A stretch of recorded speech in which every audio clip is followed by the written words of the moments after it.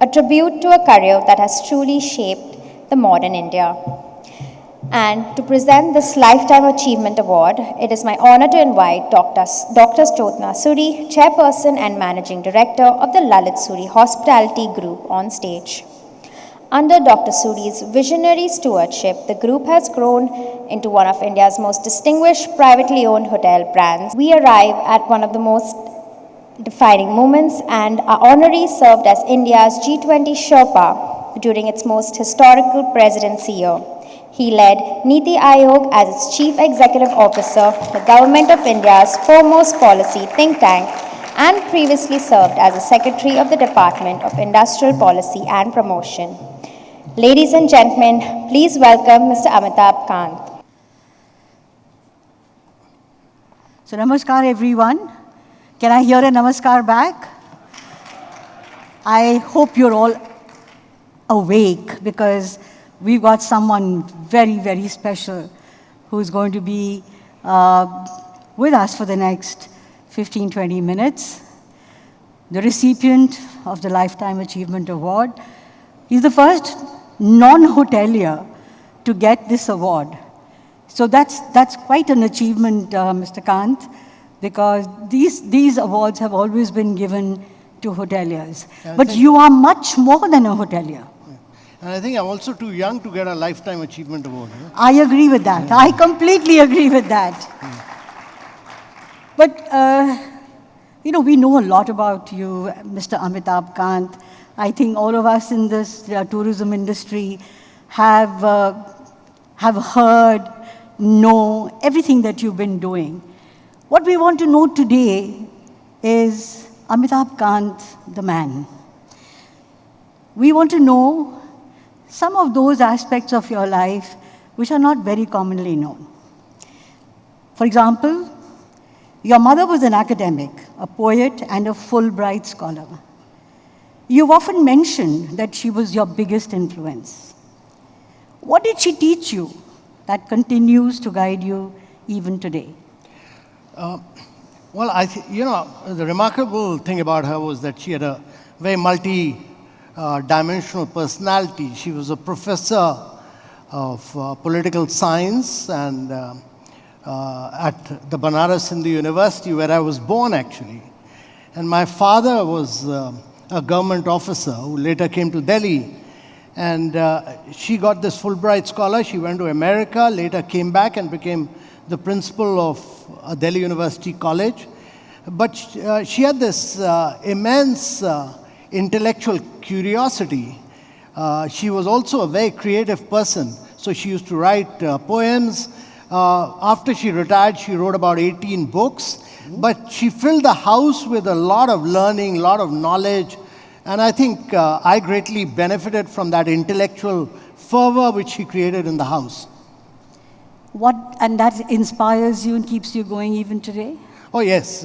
She's been a great inspirational force. But, in today's world, you face challenge every single day. So she also, got this thing that you're going to face challenges, you've got to overcome them, you've got to excel in academics, but that's not critical. You've got to excel in extracurricular, you've got to excel in sports. True. So go and challenge the world. And, every time you face challenges, you've got to overcome them. Right. And I'm going to throw you a challenge. Yeah. Your wife, Ranjita, she's here in the audience. Thank you, Ranjita, for joining us. Please, she's a very well-known painter, and I am extremely fortunate to own some of her fabulous work. Which of her paintings do you like the most, and why? Oh, that's a very tough one. So I told you I was going to challenge you. Well, she's actually done a lot on climate. She's done a lot on she's done a couple of them on the cherry blossoms in Japan. Mm-hmm. But I think what I like is her use of very bright and bold colors. which is, I like the feel of really brightness in a painting. So that's That's the favorite that you have. Yeah, that's. So despite all the turmoil in my life, I have faced a lot of turbulence in my life. She's continued to remain calm. Well, that's what she mentioned some time ago to me, that there is no drama in the house, and therefore you create all the drama outside the house. Oh, that's what she told. Is that what you do? No, that's create drama. Oh, that's what she told you, but you don't know the drama inside the house. Okay, we'll get her on one of these days, and we'll hear all about you from her very soon.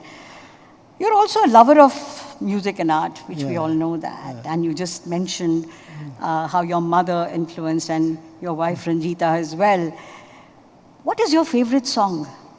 Well, I listen to a lot of ghazals, actually. I listen to a lot of old world Jagjit and Chitra Singh. I listen to a lot of Talat Aziz, and I've broadly listened to a lot of old world music. Old world music? Yeah. And I play a lot of that. I try and exercise every day in the morning, but I keep listening to ghazals while exercising as well. And I think it's important to, if you're in government, you have to maintain your sanity. And sanity you retain by doing physical exercise, or you keep listening to. I hope all of you heard that. When you're in government, you have to maintain your sanity. Yeah. That's critical. That's critical? Yeah. Okay. And that's, the music keeps you going. Yeah. Do you want to hum a No, couple of lines? I'm really. No, give it a try. Come on, give it a try. No, I'm really good at listening, but really pathetic. Okay. You'll drive away the whole house here. Okay, we'll let you get away with that.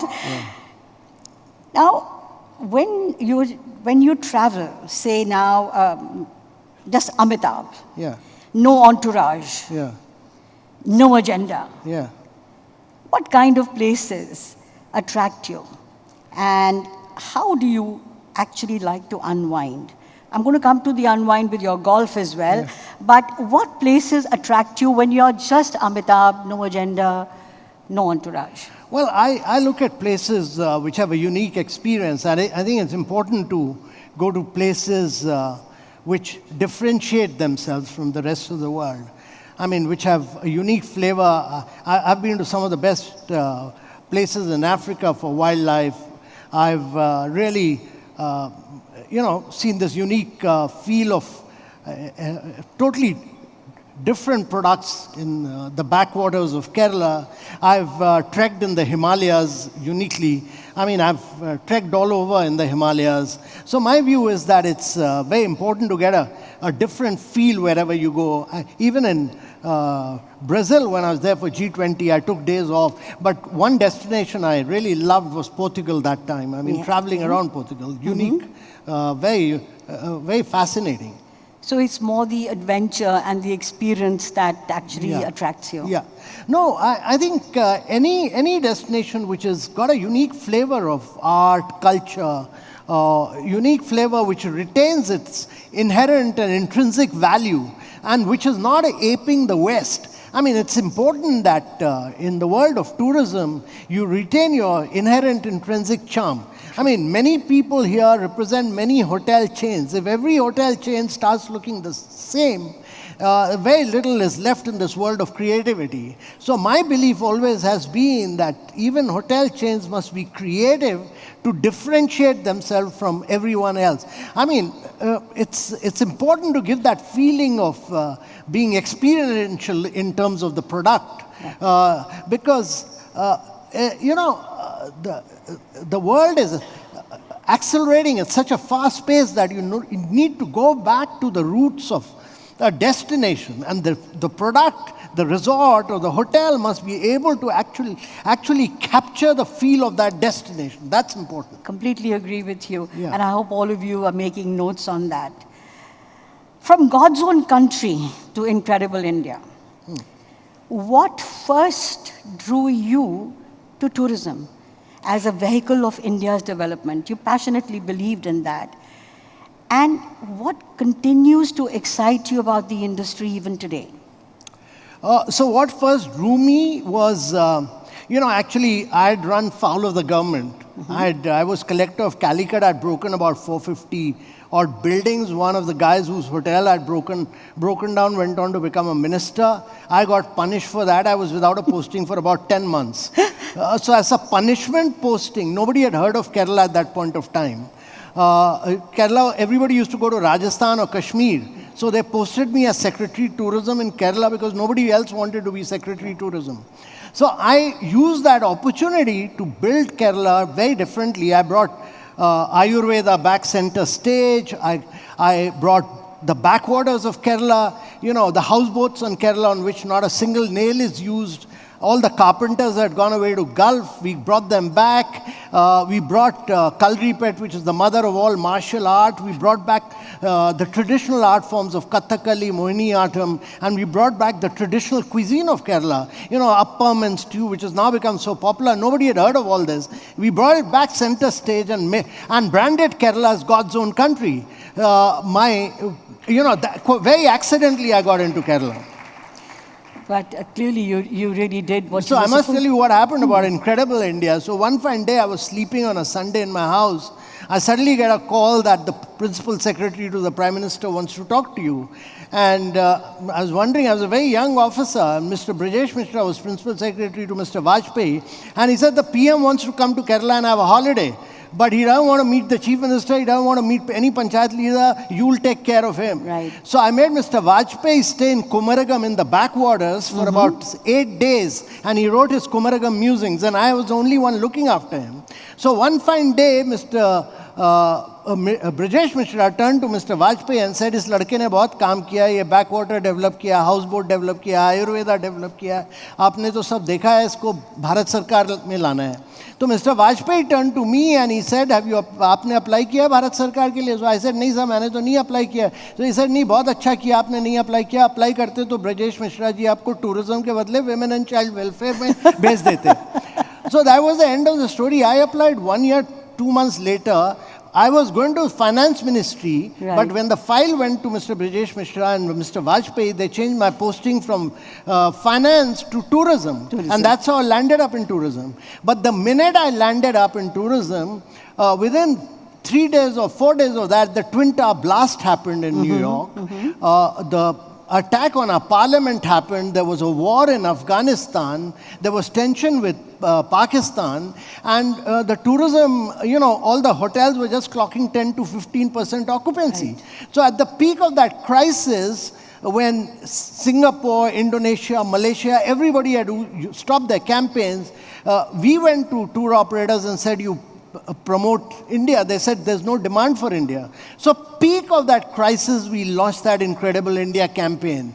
And that's how Incredible India drove. And we did digital, we did, a press, we did CNN, IBN. And that's how we brought back the demand for India. And that's how India grew and grew and grew. And that's how new airports came in as a consequence of a marketing-led campaign. Thank you very much for that. Thank you. So it was all very accidental. So we have to thank Mr. Vajpayee for this. Yeah, very much, very much. But anyway, I think we are extremely grateful to him for having put you there, because this Incredible India campaign is truly incredible. Yeah. And thank you for giving us this campaign. Now we need another one.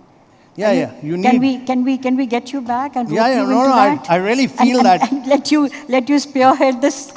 So I really feel that in the midst of all this geopolitical turbulence, there's a huge opportunity, because tourism can be India's biggest job creator ever. And my view is that you need to really brand and promote and market India very vigorously across the world. And India really needs a very, very big campaign. And the government of India actually, to my mind, needs to provide about 25,000 crores just to brand and promote and market India in a very big way across the world. We need Amitabh Kant back to spearhead Incredible India.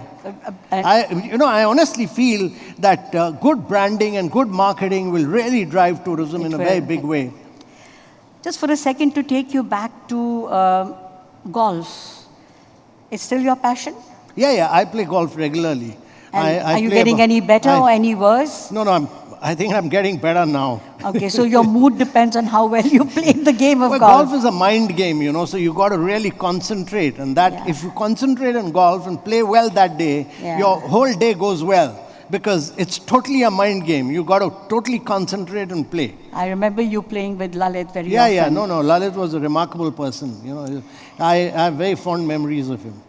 And golf. Yeah, yeah. Did he play better than He you? played with me in Was he Srinagar. better than you, or were you better than him? No, I was definitely better than him. Definitely better. He was a better hotelier, but I was better than him on golf.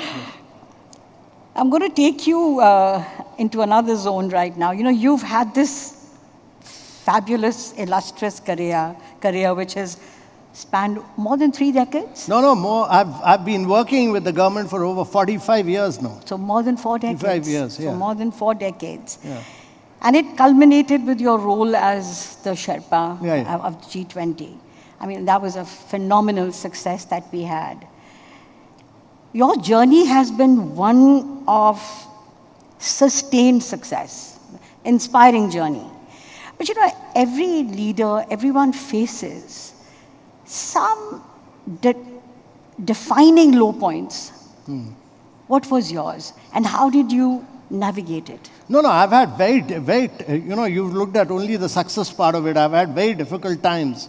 I told you about 10 months without a posting. Yeah. I've run into major problems with my ministers. I've had at the peak of G20 crisis, I couldn't sleep. I didn't sleep for about 15 days. I was just busy negotiating. Very low points. At one stage, it was absolutely clear that we will not be able to achieve consensus on G20 and India's G20 will be a failure. So I took everybody away, 65 kilometers away to ITC Bharat, locked these Sherpas, all the top 20 Sherpas. I said no mobile is allowed, no outside journalists is allowed. We closed the thing and we negotiated. And one stage we said, when we were not achieving success, I had to tell them that if you don't agree, India will walk out of G20. My leader, Prime Minister, told me that we'll walk out of G20.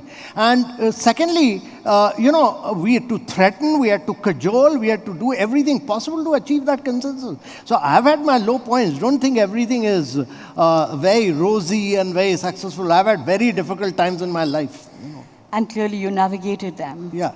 No, so I think everybody in their life has to have a down to go up. Right. I mean, nobody in the world has ever had just growth and progress. True. You've got to go down to really have fire in your belly, and you've got to have constant optimism, constant perspective of building up a good team, and constantly looking at the future. That's possible only if you go down. I mean, each one of us has to go down to rise up again. Absolutely. And, you must have a big picture vision, but you have to have your challenges in life. There's nobody in the world who's not faced challenges.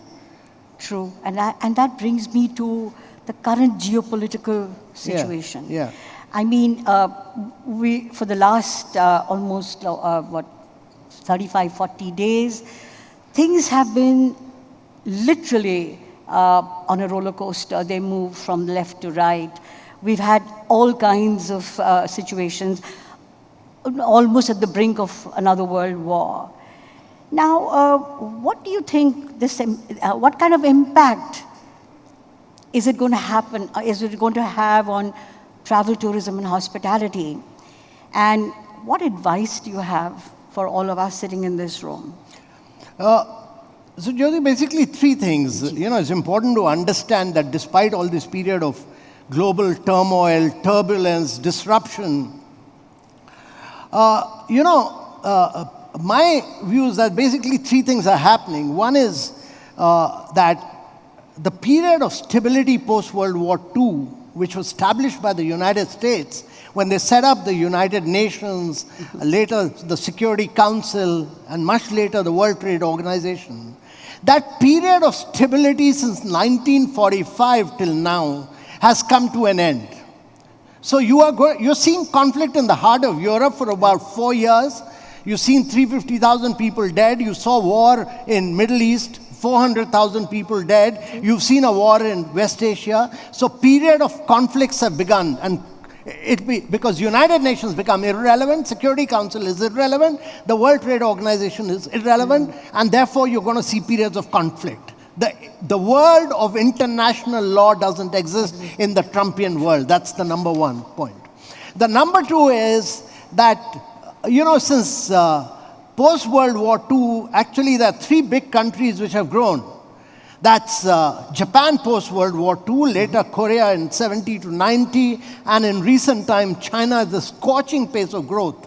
1990 till now, really growing at close to 10.4%. Now, these three countries grew when supply chains were working, global value chains were working.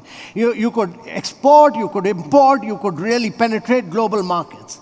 Global value chains and global supply chains are broken. Absolutely. Now, when Prime Minister says that India has to move from 4 trillion to a 30+ trillion dollar economy by the time we become 147, the challenge for India is that our GDP has to grow 9x, our per capita income has to grow 8x, our manufacturing must grow 16x, and our tourism must grow 22x. That's the challenge for India. Now, that has to happen at a time when supply chains are broken, when there'll be a period of conflict in the world. But it's also important to understand that despite this conflict, despite this breakdown of supply chains, we are in this room at this point of time when the world is going to see the biggest rise of productivity ever in its history.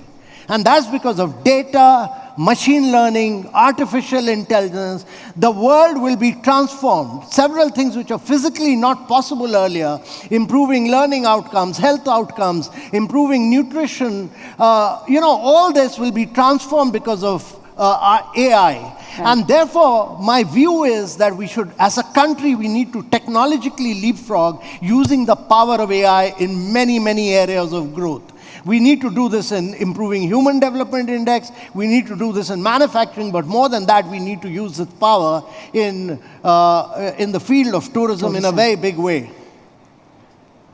I'm going to sound like a cliched news anchor. We are completely run out of time. It's showing me that time's up. But before I let you go, I want to ask you one question, and I'm very happy to hear the answer that I want to hear, and you're more than welcome to give me that answer. Which is your favorite hotel? Say the right words. Say the right hotel. Well, before you, I'd always say the Lalit, but let me tell you,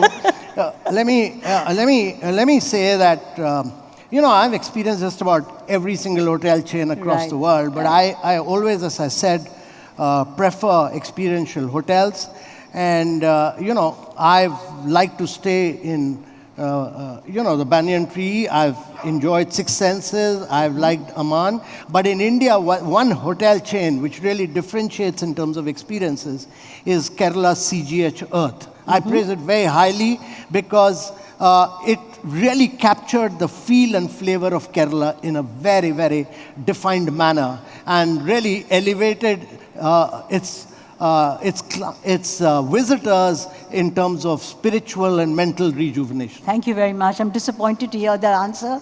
But please, a round of applause for Mr. Amitabh Kant. And can we get the video on, please? There's going to be a video. I'd like you to stay on.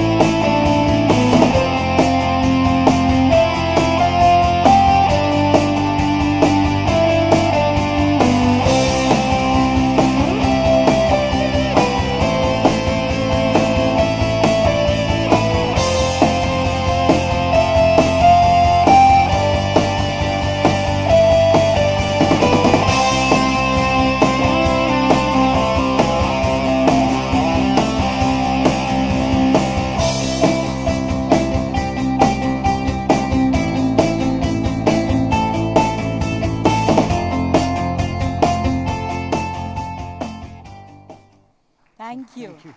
Thanks a lot. Thanks. Wonderful. Thanks. Thank you very much. Please. Come, Jyotsna.